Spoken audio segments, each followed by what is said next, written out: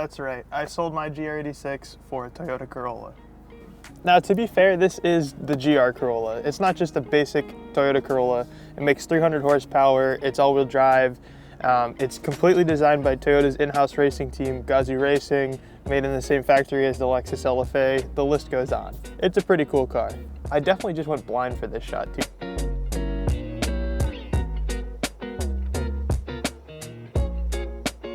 So yeah, I sold my GR86 for a Toyota Corolla.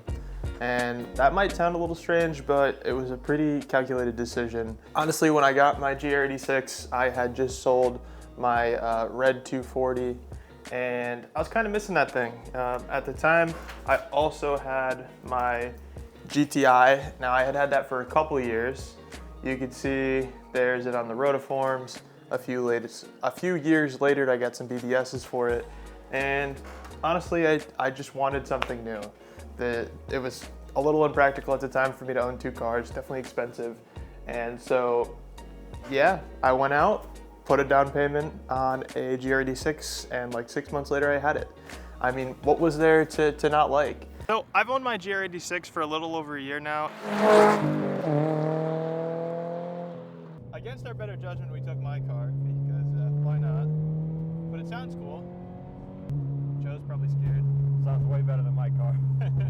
It's an affordable rear-wheel drive sports car. Looks beautiful, naturally aspirated. Again, rear-wheel drive. Like anything anybody could ever want in a sports car. That's affordable. Toyota made, and I got it. To me, it was an absolute no-brainer. But unfortunately, what I came to realize over the time of my ownership is that it is definitely a little impractical as a daily driver. I mean, for real, like, if you're not Lieutenant Dan, you're not fitting in the backseat of this thing. It is absolutely tiny. Trunk space? Nah, not really. This thing's kind of useless. For reference, this is a Yeti Hopper 18, and it barely fits standing up going this way. I think we should go back to the Corolla. This 3-cylinder turbo is definitely no slouch. And at the same time, I've got a bunch of space in the back for my friends to hop in. My girlfriend's comfortable in the front seat, and I could throw all my stuff in the hatch. You know, you saw I've got camera bags back there, all sorts of stuff. I struggled in the 8.6 to even fit a cooler back there. You know what I mean? This thing is just so much more practical and so much just more comfortable too. I mean, I get in this thing, I've got the heated steering wheel, I've got dual climate, the speakers sound great. It's just, I don't know, it's just kind of the best of both worlds. If I could have this car and the 8.6, that would probably be the best of both worlds, to be honest. I feel like I had this misconception with the 8.6 that I was gonna be drifting around every corner, doing donuts, burnouts, I don't know. But honestly, I never even did that once. It was this thought that, like, in my head, I have it, I can do it, but I never did.